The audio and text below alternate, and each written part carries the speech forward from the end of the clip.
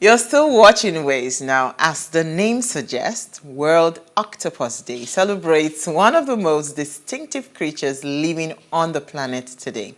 The octopus, that's the octopus. This 8-legged mysterious creature from under the sea has always been one that brings with it a load of fascination for its intelligence, mobility, and beauty. Octopuses are worthy of appreciation for a number of reasons. First of all, they are one of the Earth's great survivors. Indeed, despite their relatively short lifespan, octopus fossils date back more than 300 million years. Yeah, meaning that they predate even dinosaurs. So one of the reasons that these unique creatures have survived so long under the sea is because they are also believed to be highly intelligent. With around 500 million neurons located in their brains and arms, they are able to bypass their instincts, learn lessons, and solve problems in a way that not very many other sea life creatures are able to. In addition, octopuses are visually stunning, coming in various different colors, a multitude of sizes, and all sorts of shape. Sometimes called the chameleon of the sea. The octopus is often able to change colors to blend in with its surrounding as a form of protection against predators. Fantastic. I love it. We should call this episode World Facts Day. I had to reel it out. Yeah, just nodding at everything. So I knew about the camouflage properties, but I didn't know that it dated, way before, back. Yeah, before dinosaurs. 500 million neurons. Yeah, they were always. I think the octopus made me remember things like octagon and knowing that any oct is 8. Mm-hmm. You get, apart from October, which is 10. But but I think it's just a fascinating animal, and then you're always wondering, every time you see one, you're just wondering about the magnificence of God. You remember Octopus Paul? Was it Octopus Paul? I was going to mention that. I was predicting football matches. When you mentioned the intelligence part, I was like, is that why they were, doing that? Mm-hmm. I thought that was a fluke, but then again, with all these facts, who knows? The octopus was just predicting all the right matches. Whatever happened to it, Seth? I don't know. When the way like other prophets go.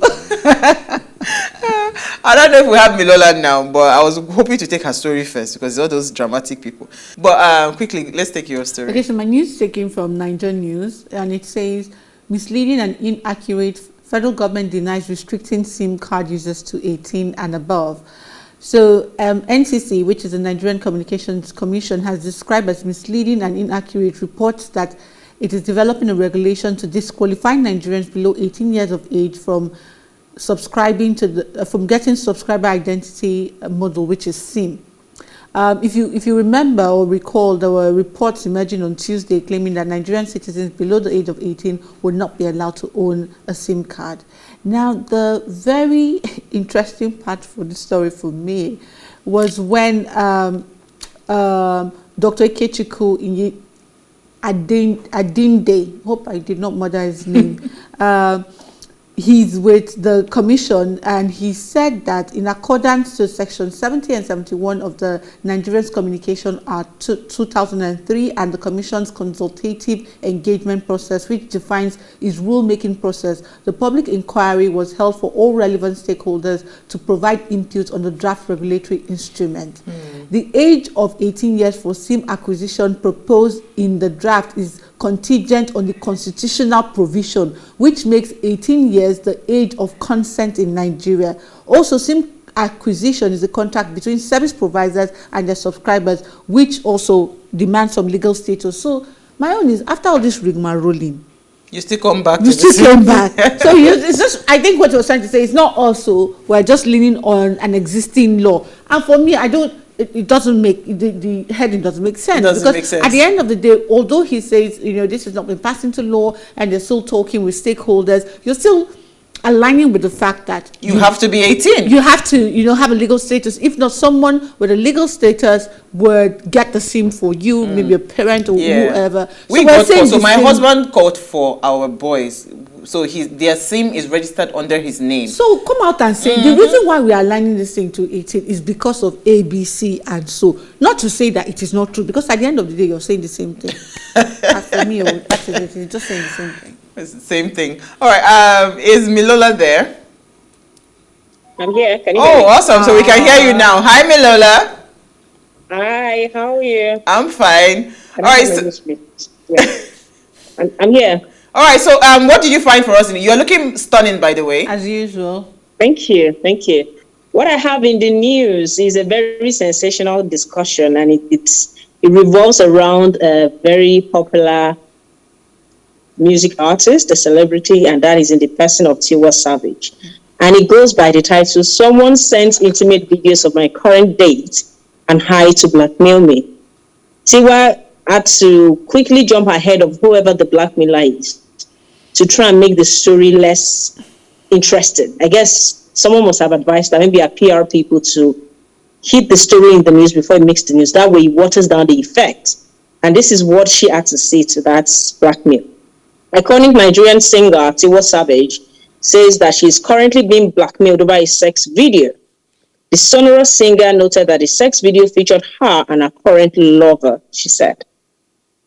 I was leaving a radio yesterday as I was leaving a radio station, and I was in a car when my road manager sent me a message. She said I should check my phone. I checked it and there was a video, and I was like, whoa. I asked him where he got it from, and he said he received it about 20 minutes earlier. The video was sent to him, and it's a tape of me and my person and the person I'm dating right now. The first thing I did after I got the phone was I sent it to my manager and asked, what should we do? The person is asking for money, she said. My manager said, how much is the person asking for? And then she went on to say, I decided I'm not going to pay the person, because if I do, 2 months from now on, or 3, or even 2 years later, you're still going to come back to high again, you know.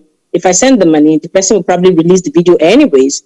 I am not going to let anyone blackmail me for doing something natural. So what do you that think, was the Milola? catch. What do you think about the story? I think that for one, and there's another story to that in terms of Instagram reacting and all of that, whatnot. And people were like, why? There was a particular actress, another lady, I don't know who she is, Sonia, whom Dr. Fitz called out for judging Tiwa, that he should apologize to her, that he had no right to judge her, because what she said was it was very irresponsible of Tiwa to record herself having sex, irrespective of whether it was going to leak or not, that it was out of character for her to do that. But Tiwa said she was doing something natural. Really, what she was doing was natural. The question is, would you record yourself having sexual intercourse? This is a question I would like to ask you, ladies. Is this something you're comfortable with? I think it's people's prerogative, what they do with their sex life, as long as they're not putting it out there for public. I don't know, some people get their high doing different things, okay? And the thing is, she didn't want it to get into the public, and the person is not using it for any lesson but wants to blackmail her. So I think, come out, you did not kill somebody. You did not, apparently, maybe not steal somebody. Remember there was a video that went viral last week where a woman was saying that somebody sent nude pictures of her husband, and the lady, she sent the pictures to the wife. When the wife was saying, you know what, don't worry, that, you know, let me even help you, because your own platform, nobody sees you. My platform is bigger than yours. Bring it, let me help you to publicize it. You know, I think at some point, I like the strategy that Tiwa is taking in terms of dealing with the blackmailer, right? We had talked about this thing about, you know, would you record yourself, okay, you know, would you record yourself if you're having an intimate whatever connection with someone? Would you do that?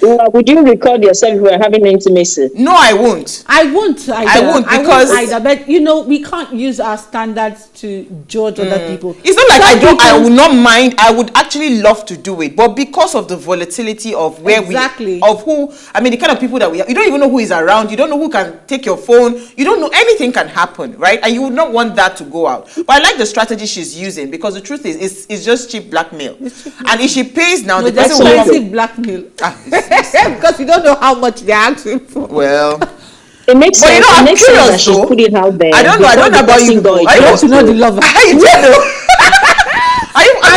Some people are praying for the videos.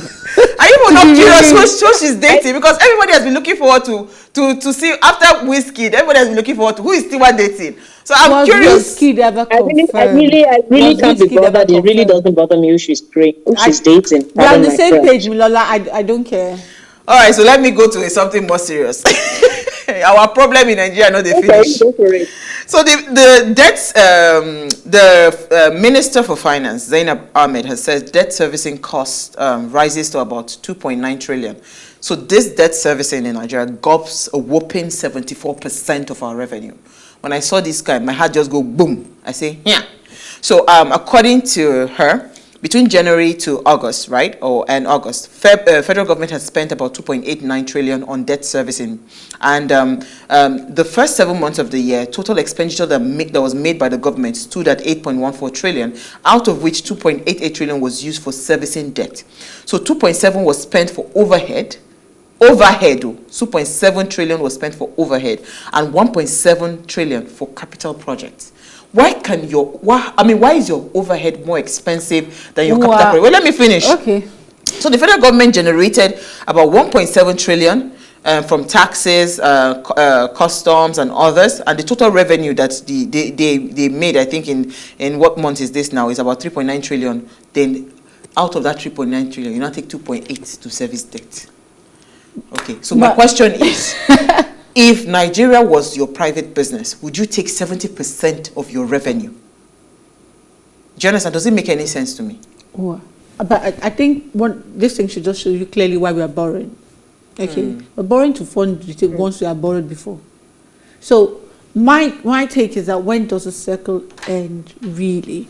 Because sometimes you recall when we had the Minister of Infrastructure on the show, and we're saying that we're borrowing to fund capital projects. But how many percent have you said? You read the numbers. Yeah. How much was the overhead cost? Was more than the yes, money overhead is for capital projects. For capital projects, and in fact, for me, every time I read about that debt profile, I just see us digging a hole. And I don't know where we will come out of. Yeah, because really, are we generating the funds? Really, so there's no problem with borrowing. Really, there's no problem. But if you borrow for capital project, not you are borrowing to pay if your salaries is not overheads, generating money that it will pay for itself, then there's no point. There is a big problem. That's a big problem. But even capital projects do not generate return on investment. It doesn't. It doesn't make sense that a government would sink itself or herself in so much debt. I don't know how they profile the need for borrowing and what degree they have to go to. For me, it's just a lot putting the country under such pressure. Before we know it, China is going to take over this country. We're highly indebted to China as a country. It's really, really, really disturbing. When I saw the figure, I thought, how did we get here? Now, how much of we do not know, because government do not really come out to explain what they do to citizens. We do not know for how many years they've been stockpiling this debt. How many percent of the current debt is being incurred by the current administration? Because then they're going to go the route of, I didn't do that. This is what I met on ground. But then, are you supposed to be offsetting the debt, or you're supposed to be accruing more debt on the country? And just like some of what I mentioned in our group chats earlier, this country is going through a lot of crisis. But our people just seem to be, we're like a frog that is placed in the water and being heated up gradually. And we're just adjusting and adapting to the temperature. Eventually, we're going to burn out and we're going to die. But Milola, it's really disturbing for me. But Milola, that's what will you do apart from adapting? Adapting is a natural response to things. What would you do apart from adapting? Because we are very quick to adapting. It's why we get to be taken for granted. When we can no longer adapt, we will act. It doesn't matter if we had a failed protest, because that last one was not done properly. It should not still stop us from protesting. There's a problem in this country. That conversation, we'll keep it for another day. We need to go on a break. Okay. We need to go on a break. When we come back from the break, we want to teach people how to, because at this junction, you have to learn to make extra money, right? So that you can, because what Milola said is really true. A lot of us are struggling because cost of things are rising and we're not making extra money, So let's find ways to make money with what we know. Stay with us. We'll be right back.